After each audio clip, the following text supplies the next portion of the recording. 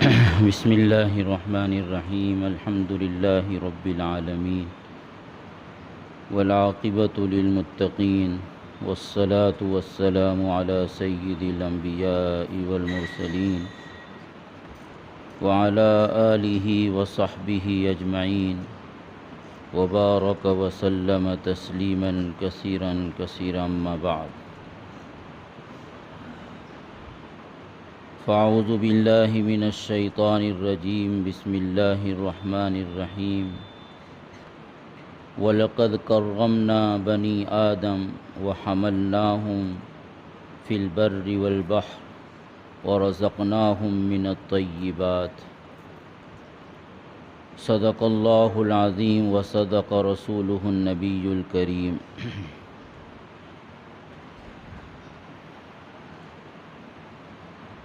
اللہ تعالیٰ نے اپنی پیدا کی ہوئی چیزوں میں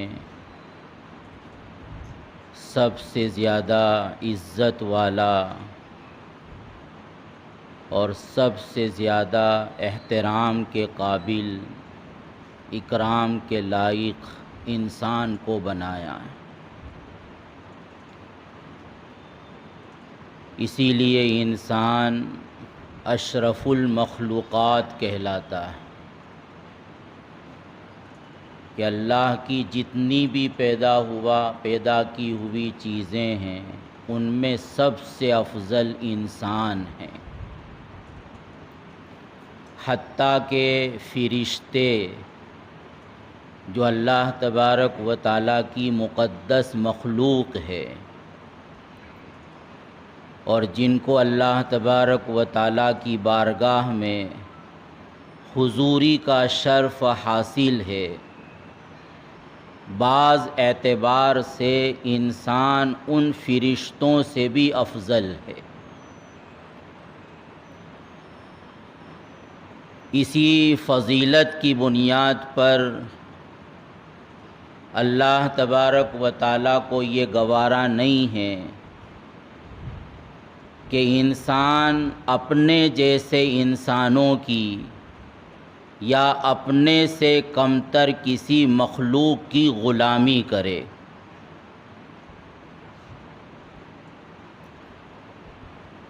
چنانچہ اللہ تبارک و تعالیٰ نے تکوینی طور پر بھی ایسا نظام بنایا ہے کہ انسان کسی کے سامنے اپنی ذلت برداشت نہیں کرتا، اور تشریعی طور پر بھی اللہ تبارک و تعالیٰ کا یہ حکم ہے کہ انسان اپنے جیسے انسانوں کے آگے نہ جھکے اور اپنے سے کمتر کسی مخلوق کی پوجا نہ کرے، کیونکہ یہ انسان کے لیے ذلت ہوگی کہ اس کو تو اللہ تبارک و تعالیٰ نے سب سے اعلیٰ بنایا، سب سے ابتر بنایا، سب سے بہتر بنایا، سب سے زیادہ عظمت دی، سب سے زیادہ شرافت دی، سب سے زیادہ صلاحیتوں سے نوازا، سب سے زیادہ کمالات اس کو عطا کیے، اور پھر وہ انسان سمندر کے آگے، جانوروں کے آگے، پتھروں کے آگے، درختوں کے آگے اور اپنے سے کمتر مخلوق کے سامنے جھکے اور اس کی پوجا کرے، اس کی عبادت کرے۔ اللہ تبارک و تعالیٰ کو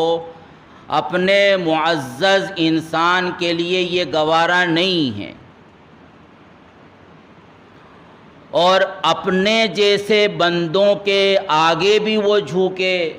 اور اس کی غلامی کرے۔ اللہ تبارک و تعالیٰ اس بات کی بھی اجازت نہیں دیتا،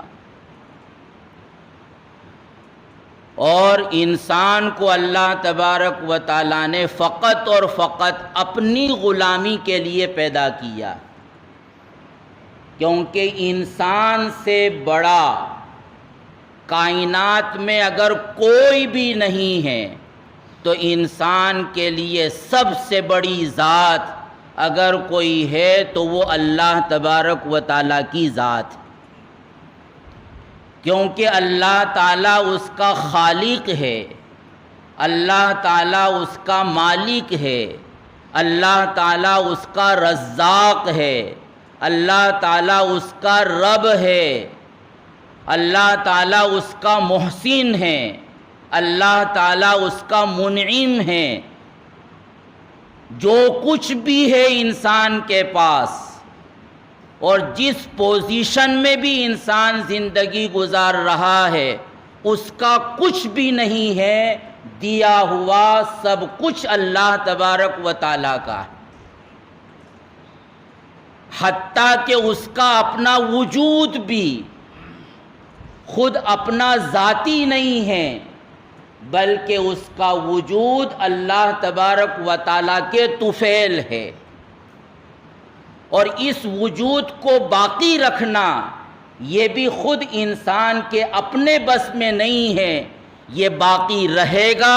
اس وقت تک جب تک کہ اللہ تبارک و تعالیٰ چاہے گا۔ تو جس نے وجود دیا، جس نے وجود کو بقا دیا، جس نے انسان کو بولنے کی صلاحیت دی، جس نے انسان کو عقل دی کہ جس عقل کے بلبوتے وہ اپنے سے زیادہ طاقتور مخلوق کو اپنے تابع کر لیتا ہے، اور جس کے پاس جو بھی نعمت ہے وہ اللہ تبارک و تعالیٰ کی دی گئی ہے، تو انسان فقط اور فقط اللہ کی غلامی کرے گا، اللہ کے علاوہ کسی کی غلامی کے لیے نہ اس کو پیدا کیا گیا ہے اور نہ اس کی جو پوزیشن ہے اس پوزیشن میں اس کے لیے مناسب ہے کہ وہ کسی اور کی غلامی کرے۔ حتیٰ کہ اللہ تعالیٰ نے تو اپنی غلامی کے لیے بھی انسان کو مجبور نہیں کیا، ہاں انسان کو سمجھایا ہے، بتلایا ہے کہ میں کون ہوں، بتلایا ہے کہ میرا اور تیرا تعلق کیا ہے، اور تو خود اپنی عقل سے فیصلہ کر کہ مجھے کس کے تابع رہ کر زندگی گزارنا ہے، کس کی مرضیات اور کس کی نامرضیات کا مجھے خیال کرنا ہے۔ اللہ تعالیٰ نے انسان کو اپنی غلامی کے لیے بھی مجبور نہیں کیا بلکہ اس کو اختیار دیا ہے، اور لوگوں کو بھی یہ تنبیہ فرمائی کہ اللہ کی غلامی میں داخل کرنے کے لیے تم اس کو مجبور نہیں کر سکتے، تم اس پر دباؤ نہیں ڈال سکتے، کوئی پریشر کے ساتھ اللہ کی غلامی اختیار کر بھی لے تو اللہ کے یہاں اس کی غلامی کا اعتبار بھی نہیں۔ مدینۃ المنورہ میں جو صحابہ بعد میں انصار کہلائے، یہ دو قبیلے تھے بت پرستوں کے، اوس اور خزرج، اور اس وقت مدینۃ المنورہ میں یہود بھی آباد تھے۔ تو یہ اوس اور خزرج اسلام کے پہنچنے سے پہلے یہود کو اپنے مقابلے میں برتر سمجھتے تھے، تو ان اوس اور خزرج کے یہاں اگر کوئی عورت ایسی ہوتی کہ جس کا کوئی بیٹا زندہ نہیں رہتا، پیدا ہوتا ہے مر جاتا ہے، پیدا ہوتا ہے مر جاتا ہے، تو وہ عورت یہ منت مانتی تھی کہ اگر میرا بیٹا زندہ رہا تو میں اس کو یہودی بناؤں گی، جس کی بنیاد پر یہ انصار جو بعد میں انصار کہلائے، ان کی بہت سی اولاد یہودی تھی۔ پھر جب یہ انصار بنے اللہ کے نبی صلی اللہ علیہ وسلم کی دعوت کی بنیاد پر، اور اللہ کے نبی صلی اللہ علیہ وسلم کو مدینہ میں ایک وقت وہ بھی آیا کہ آپ ان یہودیوں کو مدینۃ المنورہ سے جلا وطن کر رہے تھے۔ قبیلہ بنو نذیر جو یہود کا دوسرا سب سے بڑا قبیلہ تھا، ان کو جب جلا وطن کیا جا رہا تھا تو یہودی ہونے کی وجہ سے ان انصار کی بہت سی اولاد بھی ان یہودیوں کے ساتھ مدینہ سے نکل رہی تھی۔ تو یہ انصار کہنے لگے کہ ہم اپنی اولاد کو نہیں جانے دیں گے، ان کو مجبور کریں گے کہ وہ اسلام میں داخل ہو جائیں اور یہودیت کو چھوڑ دیں۔ ہم نے تو ان کو یہودی اس لیے بنایا تھا کہ اس وقت ہم یہ سمجھتے تھے کہ حق مذہب یہودی ہے، لیکن اب اللہ تعالیٰ نے ہم کو حق کا متوالا بنا دیا ہے، تو ہم اس طرح اپنی اولاد کو یہودی بنا کر مدینہ سے جانے کی اجازت نہیں دیں گے۔ تو اس پر اللہ تبارک و تعالیٰ نے قرآن کی یہ آیتیں نازل فرمائیں، لا اکراہ فی الدین قد تبین الرشد من الغی فمن یکفر بالطاغوت ویؤمن باللہ فقد استمسک بالعروۃ الوثقی۔ اور اللہ کے رسول نے ان انصار سے کہا کہ زیادہ سے زیادہ تم اپنی اولاد کو ترغیب دے سکتے ہو، تم ان کو یہ سمجھا سکتے ہو کہ اسلام حق ہے، یہودیت اب حق نہیں رہی، لیکن اگر وہ نہیں مانتے تو تم ان کو مجبور نہیں کر سکتے ہو۔ تو اللہ تعالیٰ تو اپنے بندوں کے لیے یہ بھی گوارا نہیں کرتا کہ وہ اللہ کی غلامی اختیار کرنے کے لیے اس پر دباؤ ڈالا جائے، تو وہ اللہ یہ کیسے گوارا کر لے گا کہ یہ انسان کسی اور کا غلام بن کر دنیا میں زندگی گزارے۔ اسی لیے جب بھی قومیں دنیا میں کسی طاقتور کی غلام بنی ہیں یا طاقتور نے اپنی طاقت کے بلبوتے کمزوروں کو اپنا غلام بنایا ہے، تو اللہ تبارک و تعالیٰ نے اس قوم کو غلامی کی ذلت سے آزاد کرنے کے لیے نظام بنایا۔ اس کی ایک بہت بڑی مثال قرآن مجید میں حضرت موسیٰ علیہ السلام کی ملتی ہے۔ حضرت موسیٰ علیہ السلام کو جب اللہ کی طرف سے حکم ہوا کہ تم فرعون کے پاس جاؤ اور ان کو دعوت دو، فرعون کو دعوت دو، تو قرآن کی بہت سی آیتوں میں توحید اور رسالت اور ایمان کی دعوت دینے کے ساتھ ساتھ اللہ حضرت موسیٰ اور حضرت ہارون کو یہ بھی حکم دیتے ہیں کہ تم اس فرعون سے مطالبہ کرنا کہ میری قوم بنی اسرائیل کو اپنی غلامی سے آزاد کرے۔ یعنی یہ کہا جا سکتا ہے کہ ایک کمزور قوم کو جب کسی طاقتور نے غلام بنایا ہے تو اللہ تعالیٰ نے باقاعدہ نبی کو بھیجا ہے اس محنت کے لیے کہ وہ اپنی قوم کو غلامی سے نکالے۔ یعنی نبی کی بعثت جہاں اللہ کی غلامی میں داخل کرنے کے لیے ہوتی ہے، تو وہیں نبی کی بعثت اس لیے بھی ہوتی ہے کہ انسانوں کو انسانوں کی غلامی سے نکالا جائے۔ حتیٰ کہ جب فرعون نے حضرت موسیٰ علیہ السلام کا تانا دیا کہ تو تو میرے دربار میں بڑا ہوا ہے، تیری پرورش تو میرے دربار میں ہوئی ہے اور آج مجھے آنکھیں دکھانے کو آ گیا، تو حضرت موسیٰ علیہ السلام نے یہ کہا کہ تو کس منہ سے احسان جتلا رہا ہے جب کہ تو نے میری قوم کو اپنا غلام بنا رکھا ہے۔ یعنی غلامی کی زندگی چاہے بادشاہوں کے دربار میں بھی ہو وہ ذلت کی زندگی، اور اس کو یوں سمجھا جا سکتا ہے کہ بہت سے بڑے بڑے شہروں میں چڑیا گھر ہوتے ہیں، وہاں جانوروں کو اور بہت سے پرندوں کو محبوس کر کے رکھا جاتا ہے، ان کو جنگل سے زیادہ وہاں آسائش اور سہولتیں دی جاتی ہیں، جنگل سے زیادہ ان کی صحت کا خیال رکھا جاتا ہے، باقاعدہ ڈاکٹر ہوتے ہیں جو ان کا چیک اپ کرتے ہیں کہ کہیں یہ جانور کوئی پرندہ مر نہ جائے،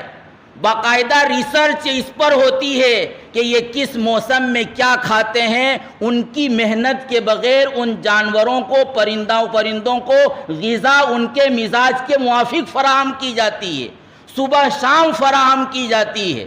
ان کو کسی طرح کی کوئی تکلیف ہونے نہیں دی جاتی ہے۔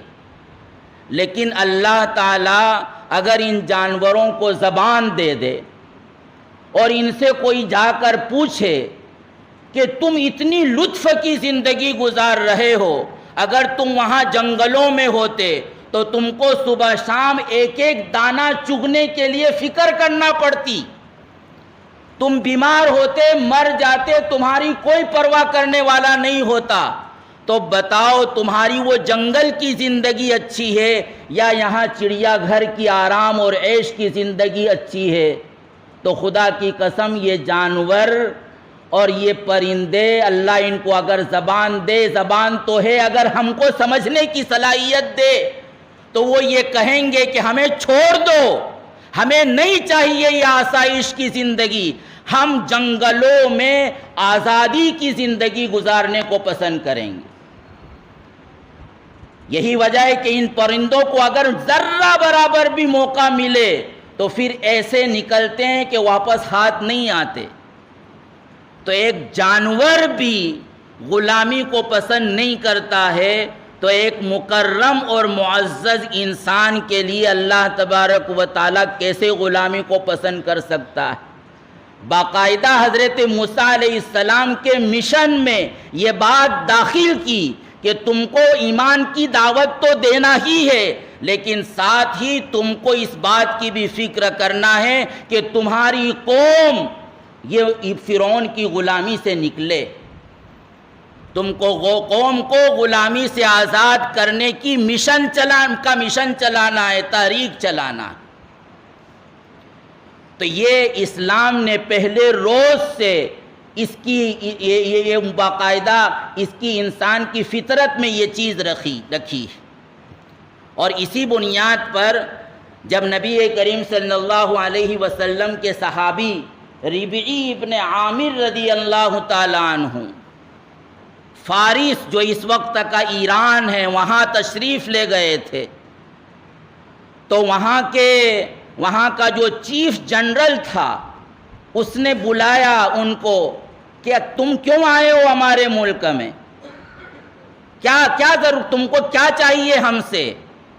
تو حضرت ربعی ابن عامر رضی اللہ تعالیٰ عنہ کا جو جواب تھا وہ یہ جواب تھا کہ اللہ ابتعثنا، ہم آئے نہیں ہیں، اللہ نے ہم کو بھیجا ہے، ہم آئے نہیں ہیں، اللہ نے ہم کو بھیجا ہے۔ اور کیوں بھیجا ہے؟ لنخرج عباد اللہ من عبادت عباد اللہ الی خالق العباد، 3 جملے کہے تھے، اس میں ایک جملہ یہ کہا تھا کہ اللہ نے ہم کو بھیجا ہے، اور اس لیے بھیجا ہے کہ ہم انسانوں کو انسانوں کی غلامی سے نکال کر اللہ کی غلامی میں داخل کریں۔ گویا جہاد کا اسلام نے جو پورا ایک جہاد کا پروگرام پیش کیا ہے، اس کا جو بنیادی مقصد ہے وہ بنیادی مقصد ہے انسانوں کو انسانوں کی غلامی سے نکالنا، کہ انسان اپنے ضمیر میں آزاد ہو، انسان اپنی سوچ میں آزاد ہو، انسان اپنے رہن سہن میں آزاد ہو، انسان اپنے کھان پان میں آزاد ہو،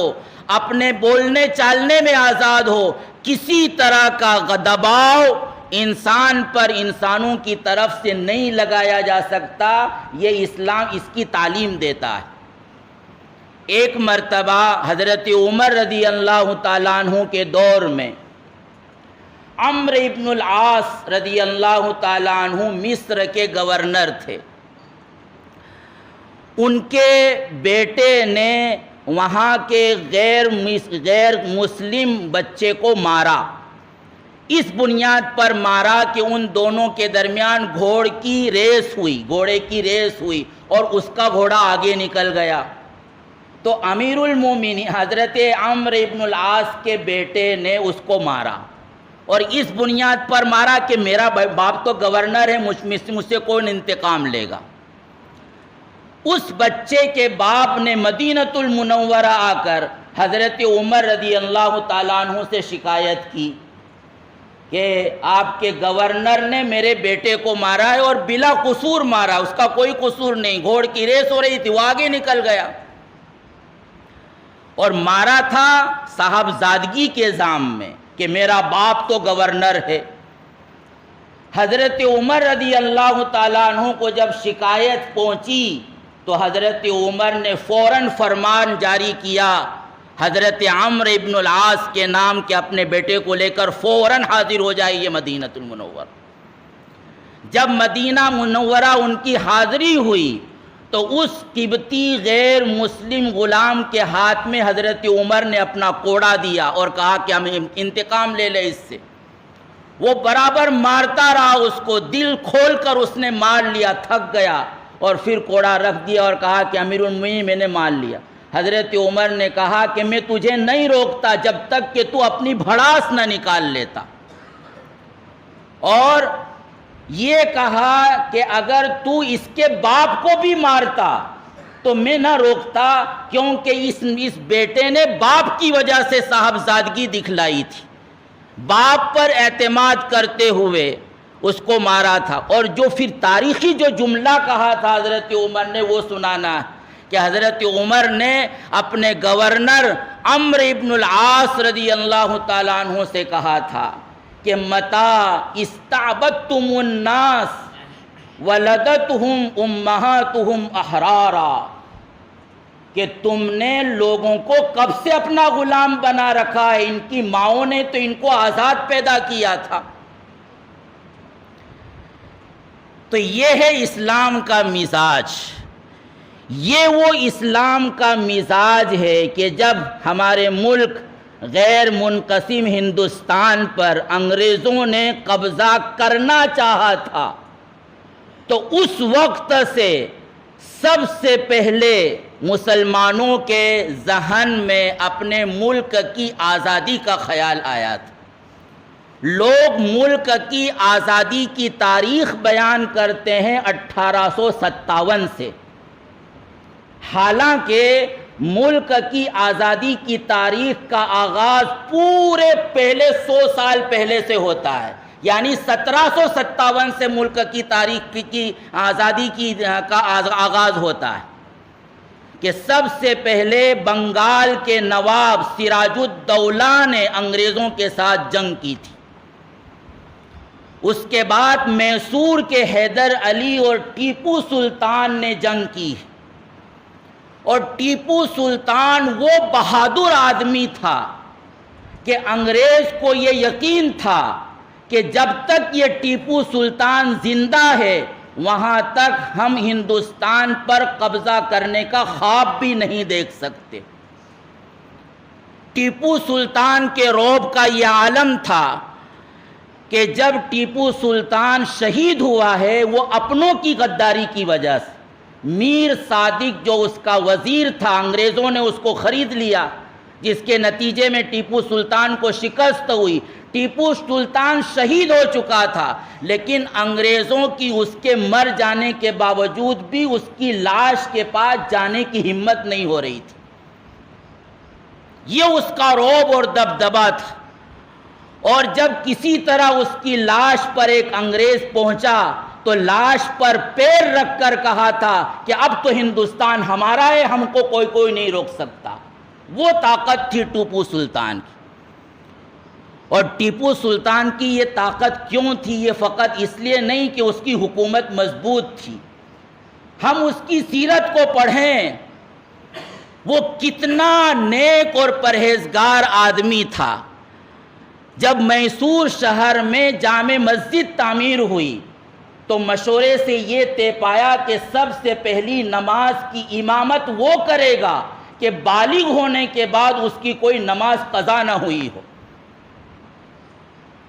پورے شہر میں کوئی ایسا آدمی نہیں ملا۔ ٹیپو سلطان خود آگے بڑھا اور اس نے نماز پڑھائی اور کہا کہ میں کہہ سکتا ہوں کہ بالغ ہونے کے بعد میری کوئی نماز قضا نہیں۔ اس کا معمول تھا کہ فجر کی نماز مسجد جا کر پڑھتا اور مسجد میں نماز پڑھنے کے بعد 1 گھنٹہ قرآن مجید کی تلاوت کرتا تھا۔ جب تک دربار میں بیٹھا ہوتا تھا اس کے ہاتھ میں تسبیح ہوتی تھی اور وہ ذکر کرتا تھا۔ اس کے انصاف کا یہ عالم تھا کہ ایک مرتبہ اس کے بیٹے نے کسی کے کھیت میں جا کر سبزی توڑ لی، اس پر اس نے اپنے بیٹے کو سزا دی تھی۔ تو یہ وہ سلطان تھا جس کا یہ رعب اور دبدبہ اس کے تقوی کی بنیاد پر تھا، اس کے اخلاص اور للہیت کی بنیاد پر تھا۔ اس نے جس طرح مسجدوں کو جاگیریں دیں تو ایسے ہی کئی مندروں کو جاگیریں دیں، کیونکہ اس کی سلطنت میں غیر مسلم بھی تھے۔ وہ اپنا فریضہ سمجھتا تھا کہ میری رعایا میں جتنے بھی لوگ ہیں، چاہے وہ کسی بھی مذہب سے تعلق رکھتے ہوں، ان کی ضروریات کو پورا کرنا، ان کا خیال رکھنا، یہ میری ذمہ داری میں داخل ہے۔ تو ہندوستان کی آزادی کی تاریخ یہاں سے شروع ہوتی ہے۔ اس وقت تک کسی غیر مسلم کے ذہن میں خیال بھی نہیں آیا تھا کہ یہ کیا ہو رہا ہے اور ہم کو کیا کرنا۔ اس کے بعد جب وہ شہید ہو گیا تو شاہ ولی اللہ محدث دہلوی اور ان کے صاحبزادے شاہ عبدالعزیز محدث دہلوی اور ان کے سب بھائی، ان لوگوں نے لوگوں کو خطاب کر کے اپنی تحریروں کے ذریعے، اپنے خطوط کے ذریعے ذہن سازی کی کہ کیا ہونے جا رہا ہے ملک میں اور ہماری کیا ذمہ داری ہے۔ اور پھر وہ وقت آیا کہ شاہ عبدالعزیز محدث دہلوی نے یہ فتویٰ دے دیا کہ ہندوستان دارالحرب ہو چکا ہے، اور دارالحرب ہونے کا مطلب یہ کہ مسلمانوں پر جہاد فرض ہے۔ ابھی تک کوئی غیر مسلم مسلمانوں کے ساتھ ملک کو آزاد کرانے میں شامل نہیں تھا۔ اس کے بعد سید احمد شہید اور حضرت سید اسماعیل شہید علیہ رحمہ کی تحریک ہے کہ جنہوں نے پورے ملک کا دورہ کر کے مجاہدین کو تیار کیا اور پھر بالاکوٹ جا کر وہ شہید ہوئے۔ اور اس کے بعد پھر حضرت حاجی امداد اللہ مہاجر مکی کی قیادت میں حضرت مولانا رشید احمد گنگوہی نے، حضرت مولانا قاسم نانوتوی نے، حافظ ضامن شہید علیہ رحمہ نے، ان سب نے شاملی کے میدان میں انگریزوں کی چھاؤنی پر حملہ کیا ہے، جس میں حضرت حافظ ضامن شہید ہوئے ہیں، حضرت مولانا قاسم نانوتوی زخمی ہوئے، حضرت مولانا گنگوہی کو گرفتار کر لیا گیا۔ اور اس وقت تھانہ بھون کو مسلم کی چونکہ وہ اکثریت تھی، ان لوگوں نے اس کو اپنا مرکز بنایا تھا۔ اور اس کے بعد جب ناکامی ہوئی تو انگریزوں نے جو ظلم کیا ہے، خدا کی قسم اس کا کوئی تصور نہیں کیا جا سکتا۔